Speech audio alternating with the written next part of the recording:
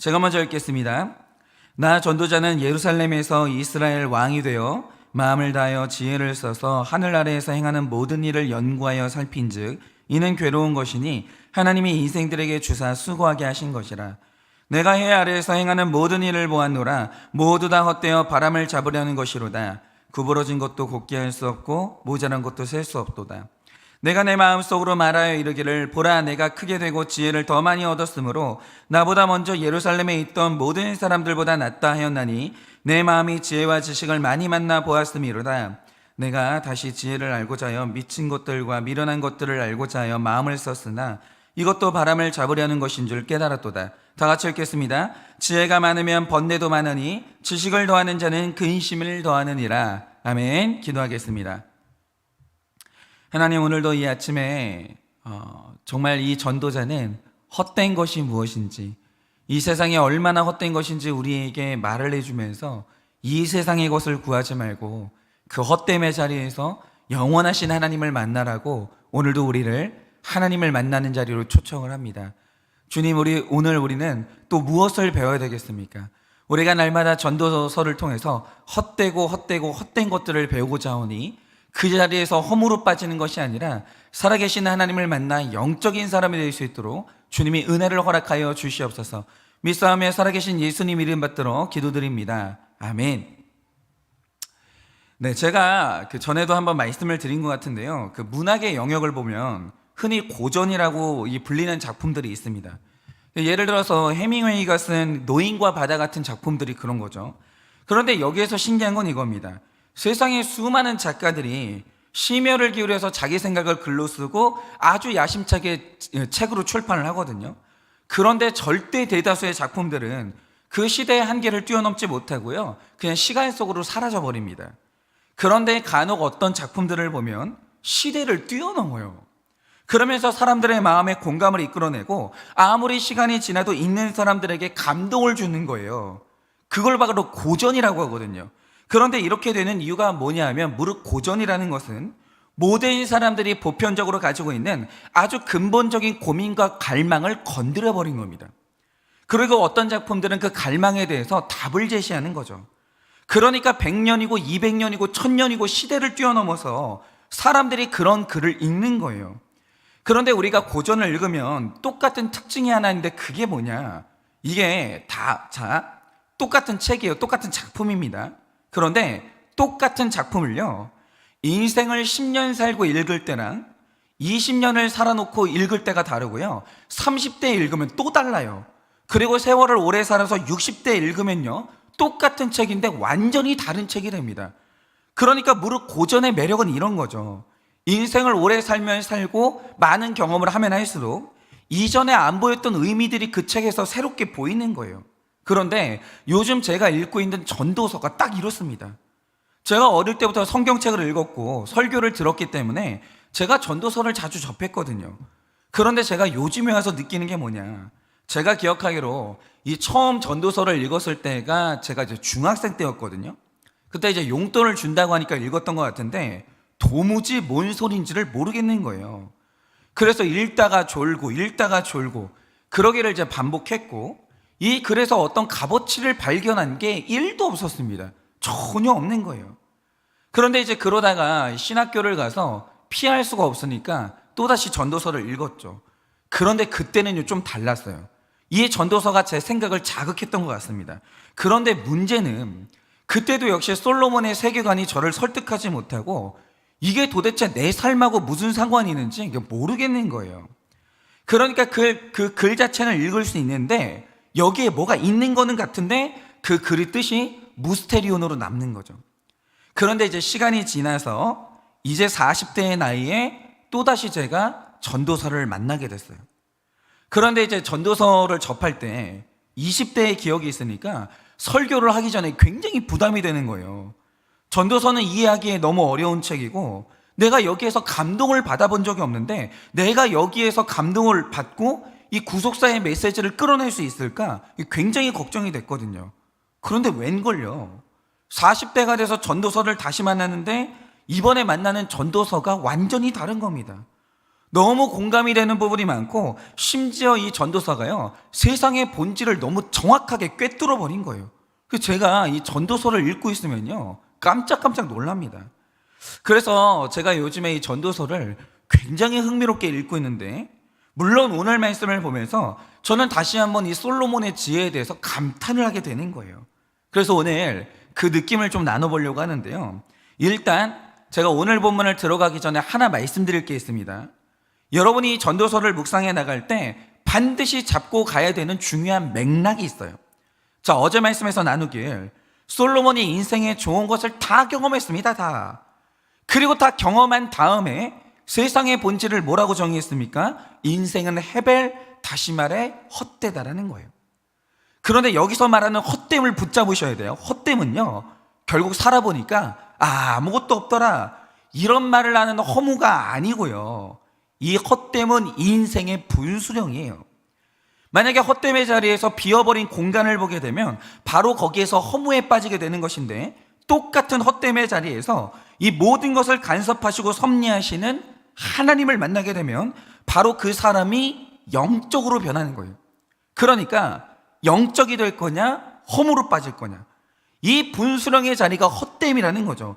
그러니까 솔로몬이 세상의 헛됨을 드러낼 때는 우리에게 선택을 요구하는 거예요. 인생의 헛됨을 당신은 반드시 이제 만나게 될 텐데, 그 순간 허무주의로 빠질 것인가, 아니면 있는 것을 없게 하시고 없는 것도 있게 하시는 그 하나님을 만나 영적인 인생을 살아갈 것인가, 바로 오늘 그걸 요구하는 거예요.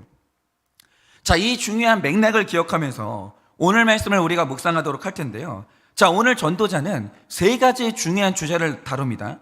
먼저 12절 13절을 통해서는 그 일, 노동의 본질을 말하고, 14절 15절을 통해서는 선행의 본질을 말하고, 16절에서 18절은 세상 지혜와 지식에 대한 본질을 말합니다. 그런데 오늘은 시간이 없어서 이제 한 가지만 나누고요, 내일 이 주제와 연관이 있기 때문에 나머지 주제는 내일 좀 나누도록 하겠습니다. 자, 먼저 우리가 13절을 보시면 전도자가 가장 먼저 주목한 주제는 바로 노동입니다. 13절을 보면 이렇게 말하고 있죠. 그가 하늘 아래서 이루어지는 모든 일, 다시 말해 노동을 연구하고 살폈는데, 여기서 연구했다는 것은요, 노동에 대해서 학문적으로 접근했다는 거예요. 그러니까 왜 인간은 노동하는가, 이것에 대한 질문을 먼저 던지고 이 연구의 목적을 세운 다음에 그 목적에 따라 탐구하고 마침내 결론을 낸 거예요. 그런데 이 과정에서 노동이라는 현상을 대충대충 살핀 게 아니고요, 자신이 접할 수 있는 모든 형태의 노동을 다 접해본 거예요. 그리고 나서 노동의 본질에 대해서 이제 이 사람이 결론을 내린 거죠. 자, 그러면 제가 하나 여쭤볼게요. 우리 모두는 정말 열심히 노동해요. 근데 제가 이제 보면요, 새벽에 일어나서 제가 이제 교회로 오면요, 이미 그때 노동하는 분들이 가득해요. 차들이 쌩쌩 달리고 있고요, 노동자분들이요, 그 새벽에 일터를 향해서 출발하고 있는 거예요. 정말 열심히 노동합니다. 그러면 여러분, 여러분이 노동하는 목적이 뭡니까? 제가 얼마 전에 이 전도서와 관련된 예화 하나를 듣다가 너무 재밌는 예화를 듣게 된 거예요.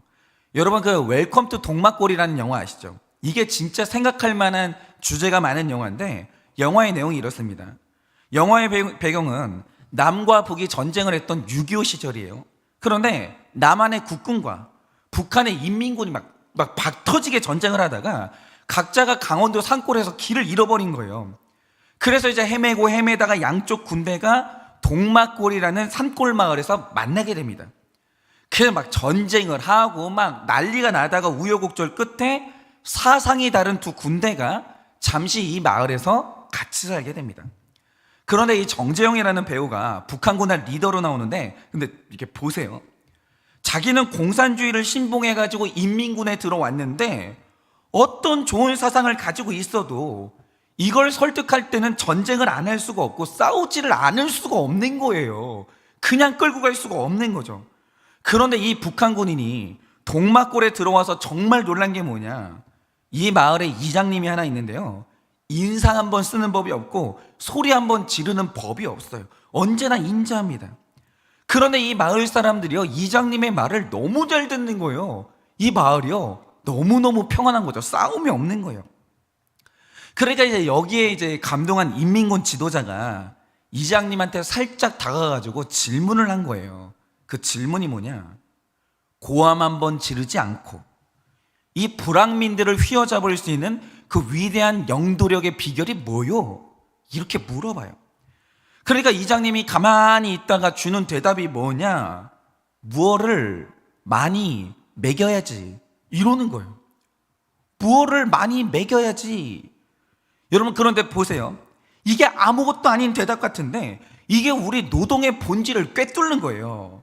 여러분, 세상의 모든 지도자들이 하는 말이 뭡니까? 여러분, 일단 북한의 김일성만 해도 그의 정치의 목적이 뭐였냐? 인민들에게 쌀밥과 고깃국을 먹이는 게 목적이다, 이랬어요.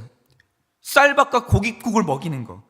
그리고 1992년에 클린턴이라는 젊은 정치인이 나와가지고 이 대통령이 되는데, 이 사람이 이제 경선 과정에서 외쳤던 구호가 뭡니까? 바보야, 문제는 경제야. 문제는 경제야. 먹고 살면 해결되는 거야, 이거예요. 그러니까 우리 모두가 공통적으로 가진 생각이 뭐냐? 인생의 모든 고민은 배부르면 해결된다라는 거예요. 배부르면 끝난다라는 거죠. 그러니까 우리가 1970년대부터 새마을운동이라는 농촌운동을 시작했는데, 이 구호가 뭐였습니까? 잘 살아보세요. 근데 잘 살아보세요 본질이 뭡니까? 배고픔이 해결되면 끝난다라는 거예요. 그러니까 우리 삶의 모든 고통은 가난에서 나오는 건데, 풍요가 찾아오면 모든 문제는 다 해결된다. 그래서 우리가요, 새끼 쌀밥 먹는 나라가 되기 위해서 우리 부모님 세대가 정말 미친 듯이 노동했습니다. 열심히 노동을 했죠. 여러분, 그렇죠. 우리가 오늘 노동하는 이유가 이거 아닙니까? 여러분, 우리 부모님들 열심히 노동하는 이유가 뭐예요? 일단 우리 자녀 입에 밥 넣어줘야죠. 우리 자녀 배고프면 안 되잖아요. 그래서 노동하는 것이고, 다만 얼마나 더 비싼 옷 입혀가지고 예쁘게 입히고 싶고, 그리고 조금이라도 비싼 학교 들여보내가지고 공부시키고 싶은 거예요. 풍요롭게 살게 해주고 싶은 거죠. 얘가 갖고 싶은 게 있다, 사주고 싶은 거예요. 그게 우리의 노동의 목적 아닙니까? 그러니까 우리가 생각하는 게 이거죠. 오늘 우리가 불행한 이유는 집이 없어서야. 우리가 오늘도 불안한 이유는 통장에 잔고가 없어서야. 내가 오늘 열등감을 느끼는 이유는 번듯한 차가 없고 당당하게 들고 다닐 명품백이 없어서야. 그런데 이 모든 걸 가질 수 있으면 우리의 고민은 사라지는 거야. 고통이 사라지는 거야. 전부 이렇게 생각하기 때문에 풍요를 이뤄내려고 정말 열심히 노동을 하고 있죠. 그런데 잘 보세요. 우리가 한국이라는 나라에 살아요. 그리고 우리나라가 이제 선진국이 됐습니다. 그러면 우리는 이미 부유함을 이뤘을까요? 이루지 못했을까요? 여러분 한번 생각해 보세요. 여러분은 부유합니까? 가난합니까? 몇 가지 질문을, 객관적인 질문을 던지면 알 수 있는데, 어떤 학자가 몇 가지 지표를 이제 말해줬어요. 그게 뭐냐? 질문을 던져볼게요. 여러분은 물을 마시고 싶을 때 고민하지 않고 깨끗한 물을 언제든지 마실 수가 있으세요? 우리는 이거 당연하게 생각하죠. 근데 전 세계에서 무려 7억 8,500만 명의 사람들이 목이 말라도 물을 구할 수가 없어요. 7억 8,500만 명의 사람들이 아예 물을 구할 수가 없어요. 그래서 물을 마시면 기생충이 들끓는 그 물을, 흙탕물을 마실 수밖에 없다는 거죠. 살려면. 그런데 우리는 아무 고민이 없어요. 물 가지고 고민하는 사람이 어디 있습니까? 우리나라 사람 중에. 그냥 아무 데나 가서 수도 틀고 마시면 되는 거예요. 그리고 두 번째 질문. 여러분은 세 끼를 충분히 드시고 있나요? 이 질문도 당연하게 생각하지만 2018년 기준으로 8억 2천만 명 이상의 사람들이 식사를 못해가지고 영양실조에 걸려 있어요. 그런데 우리는 어떻습니까? 지금 너무 많이 먹어가지고 다 다이어트 중이에요. 아예 밥을 안 먹어요. 너무 영양이 과다돼가지고. 그러면 세 번째 질문입니다. 여러분의 집에는 깨끗한 화장실이 있습니까? 이것도 당연하다고 생각하겠지만 전 세계 인구의 60%는요 화장실을 가지고 있질 않아요. 제대로 된 화장실이 없어요. 전 세계 인구의 60%가. 그리고 인터넷의 경우에 지구상의 30억 명은요 아예 인터넷 접속을 못합니다. 심지어 미국에서도 2,100만 명의 사람들은요 인터넷 연결선이 아예 없어요. 미국에서도. 그런데 우리는 어떻습니까? 연결선이 뭐예요? 다 무선 인터넷을 가지고 할머니들도요 다 스마트폰 씁니다. 안 그런 사람이 거의 없어요. 다시 말해 한국에 사는 사람들은요 객관적으로 풍요로움을 이뤘어요. 이미 이뤘다고요. 그건 객관적인 수치예요. 여러분, 우리나라 사람들은 이미 부자가 됐습니다. 끝났어요. 목적을 이룬 거예요. 그런데 정말 이상한 사실이 뭐냐, 이 프로파일러 권일용 선생님의 말씀에 의하면 가난한 나라에는 이런 현상이 적어요. 그런데 우리나라처럼 이미 풍요를 이룬 나라들, 이미 부자가 된 나라들의 경우에 이상한 현상이 뭐냐, 부자가 된 나라의 국민들은요 분노 지수가 올라가요. 그리고 그전에는 그런 범죄가 없는데 분노 범죄가 폭등하기 시작한다는 거죠. 그러면 이 이상한 현상의 이유가 뭐냐라는 거예요. 우리가 흔히 생각하기를 배부르면 온순해야 되잖아요. 배부르면 사람이 부드러워져야 되잖아요. 배부르면 사람들이 고민이 없어질 것 같잖아요. 근데 그게 아니에요. 여러분, 부자 나라들이요 국민들이 다 분노에 있어요. 화가 차 있다라는 거죠. 그럼 이유가 뭐냐라는 거예요. 제가 지난번에 말씀드렸듯이 가난한 나라들은요 그 나라의 10% 정도 되는 귀족들을 빼면 전부 다 평등하게 가난해요. 전부 다. 그러니까 서민들끼리는 서로 불쌍하게 여기면서 굉장히 화목하게 살아갑니다. 먹을 거 있으면 나눠 먹고, 누군가 아프면 같이 기도해주고, 다들 사이좋게 지내요, 마을 사람들끼리. 그런데 부자가 된 나라들에서는 유독 나타나는 현상이 뭐냐, 갑자기 계층이 많아져요. 그러면서 차별이 심각하게 나타납니다. 여러분, 이상한 게 뭔지 아십니까? 부자 나라들은요 갑자기 차별이 심해져요. 평등이 깨져버립니다. 예를 들어서 같은 서울이라도 강남과 강북의 차별이 시작돼요. 같은 아파트에 살아도 임대 아파트와 일반 아파트의 차별이 시작되고, 같은 나이라도 학벌과 부모의 직업으로 차별이 나타나요. 계속 차별이 나타납니다. 이렇게 수많은 계층의 등장과 차별이 시작되는데, 제가 하나 여쭤볼게요. 여러분, 하나만 골라보세요. 가난의 고통이 클까요? 차별의 고통이 클까요?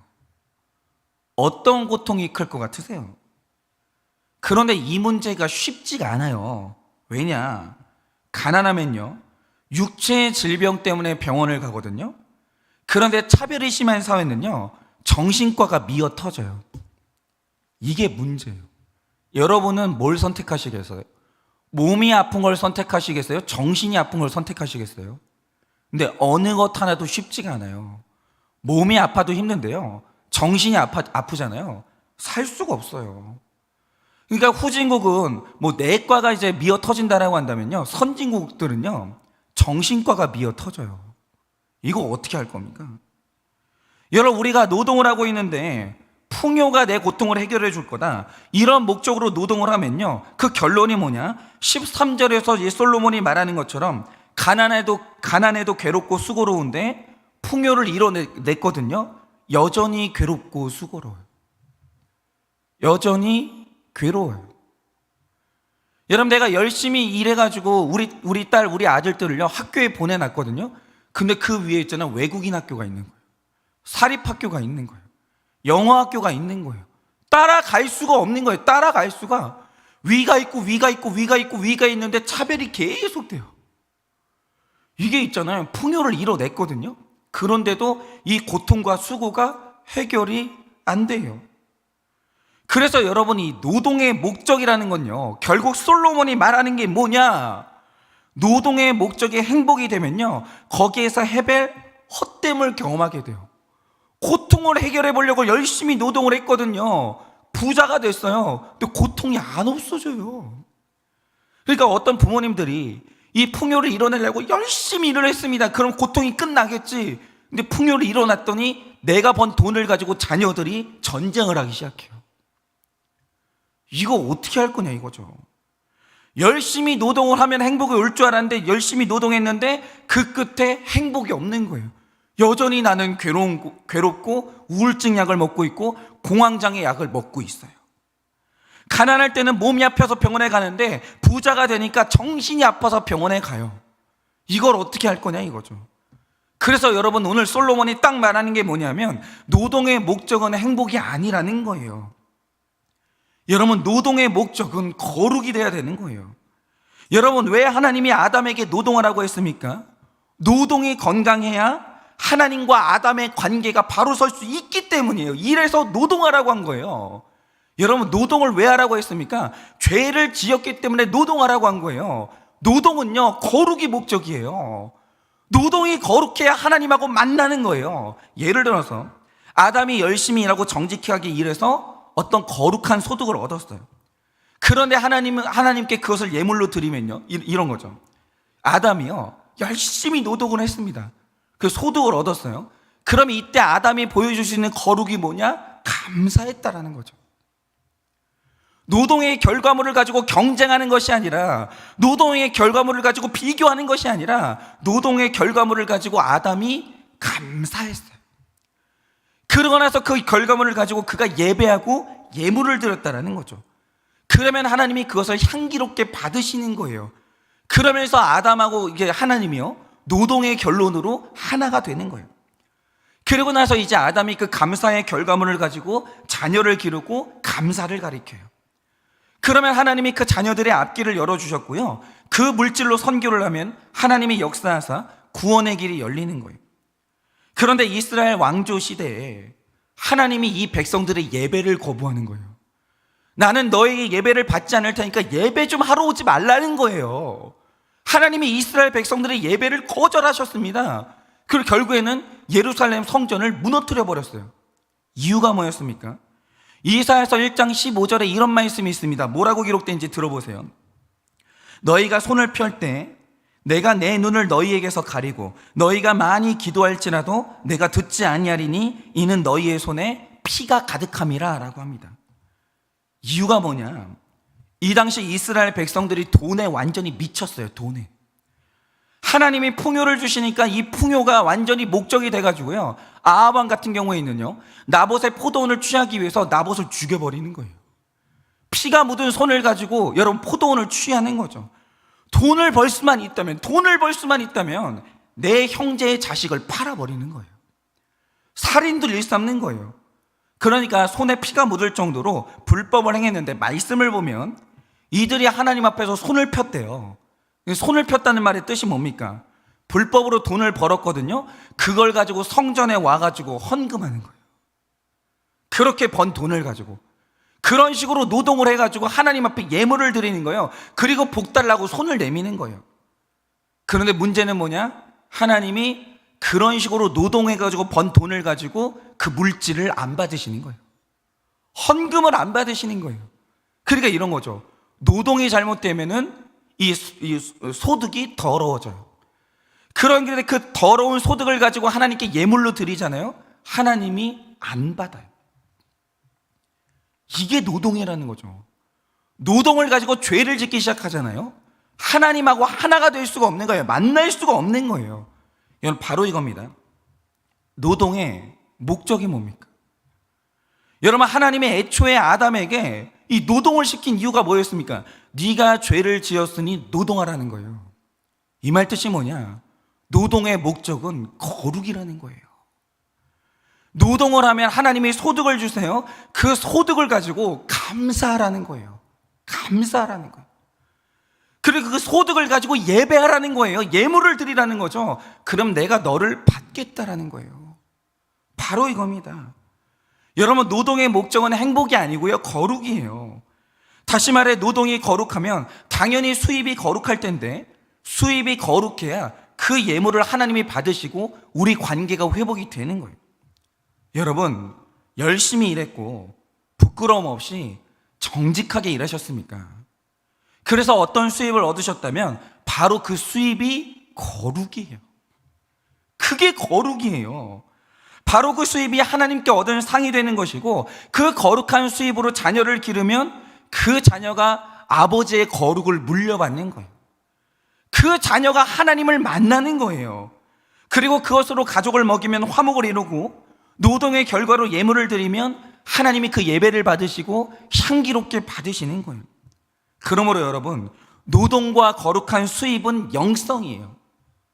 거룩한 노동, 깨끗한 노동, 정직한 노동, 성실한 노동, 그것과 그것을 통해 얻게 되는 그 수입이 바로 영성의 결정체라는 거죠. 그리고 그 수입이 진정한 평안과 행복을 우리 삶에 가져오는 거예요. 여러분, 그런 수입은요, 우리를 헛되게 만들지 않아요. 우리를 보람있게 만드는 겁니다. 가슴이요, 당당함으로 가득 차는 거예요. 사랑하는 성도 여러분, 특별히 우리 청년들, 제가 정확히 말씀드리는데요, 하나님 안에서 직업에 귀천은 없어요. 만약에 어떤 직업은 귀하게 여기고 어떤 직업은 천하게 여긴다, 우리 자녀가 이 일은 해도 되는데 이 일은 절대로 하면 안 된다, 만약에 이런 식으로 귀천을 나누고 있다면 여러분은 지금 벌써 거룩에서 멀어진 거예요. 노동의 관념 자체가 잘못되신 거예요. 여러분, 이 세상의 모든 직업은 필요한 직업이고 전부 다 소명이에요. 여러분, 예를 들어서 길거리에서 쓰레기를 치운다라고 하죠. 그게 얼마나 훌륭한 소명입니까? 여러분, 우리가 자고 일어나잖아요. 길거리가 깨끗해져 있는 거예요. 그리고 그렇게 깨끗한 길거리를 가진 나라를 뭐라고 부르냐? 선진국이라고 부르는 거예요. 여러분, 얼마나 훌륭한 소명입니까?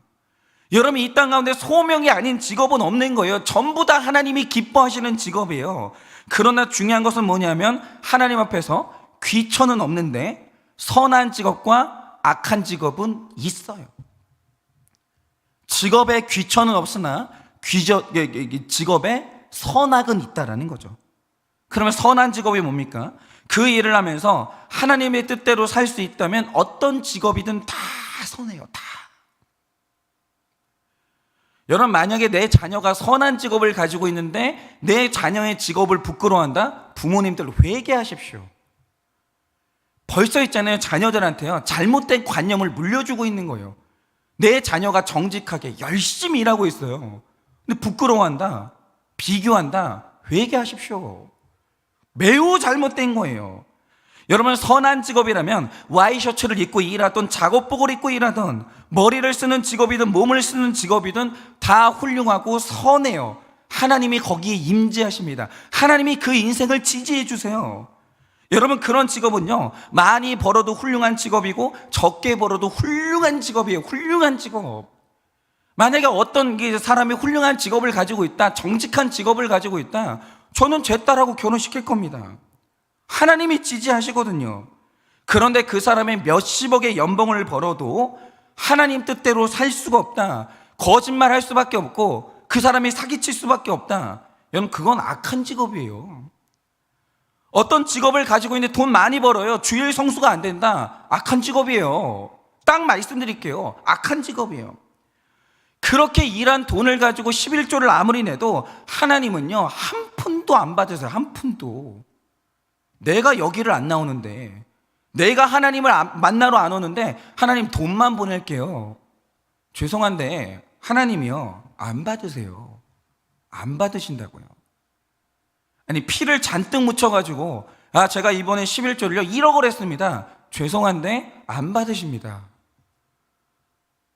여러분, 누군가가 악하게 돈을 벌어서 많은 헌금을 했어요. 그 기분이 좋겠죠. 그건 그냥 자기 열심이에요. 자기 만족이에요. 하나님이 주신 기쁨이 아니라는 거예요.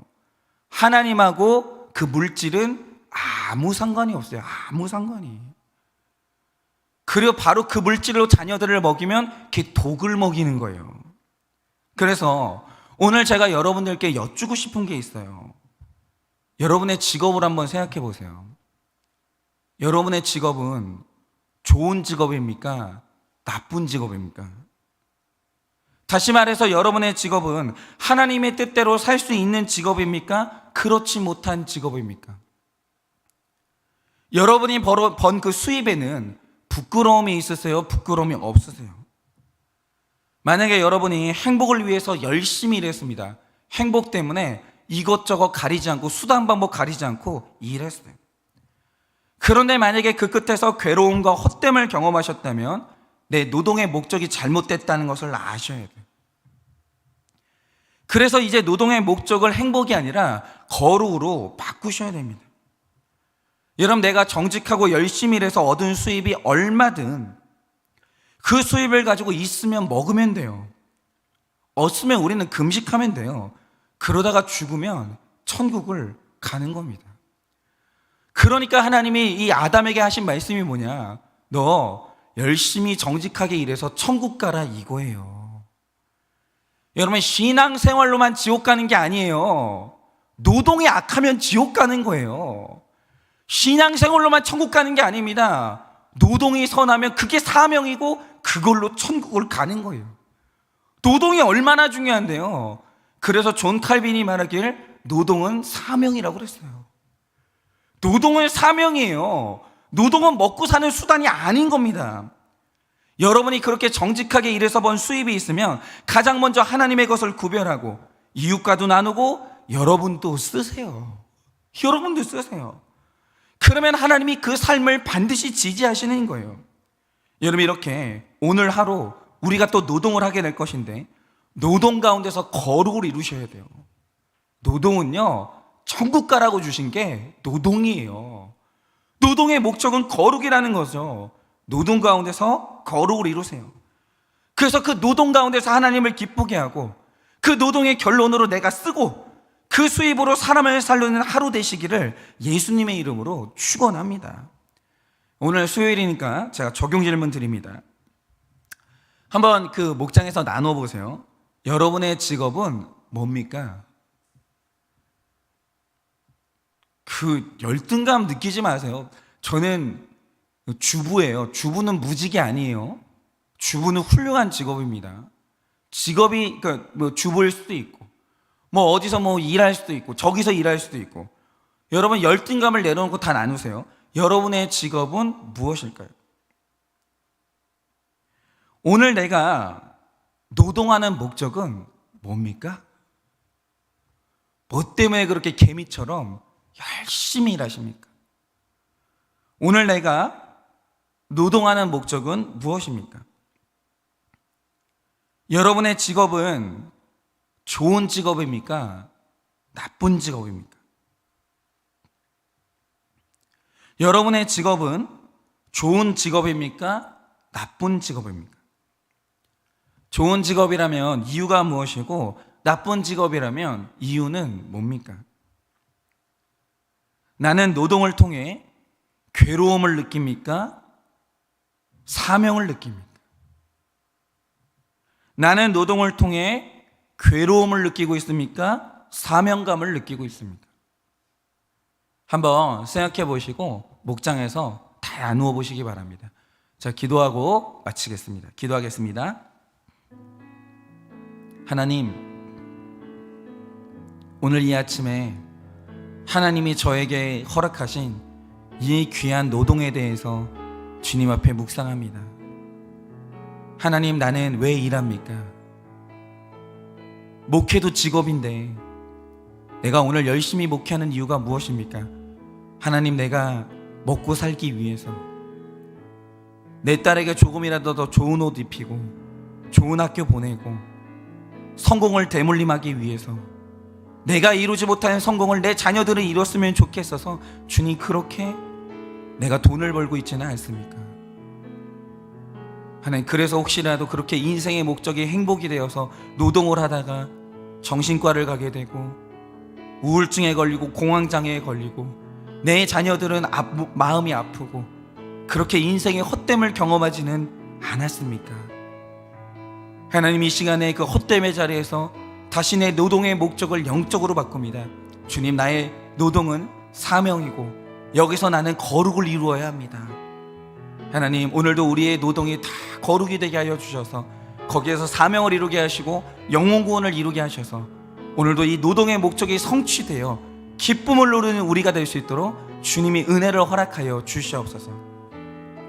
지금은 우리 주 예수 그리스도의 은혜와 하나님 아버지의 그 크신 사랑과 성령님의 위로하시고 교통하여 주시는 역사하심이 오늘도 일터에서 열심히 일하고 있는 우리 모든 성도들의 삶 가운데 정말 우리들이 거룩을 이루기를 원하는 우리 모든 성도님들의 머리 위에 지금으로부터 영원 무궁토록 함께 있을지어다. 아멘.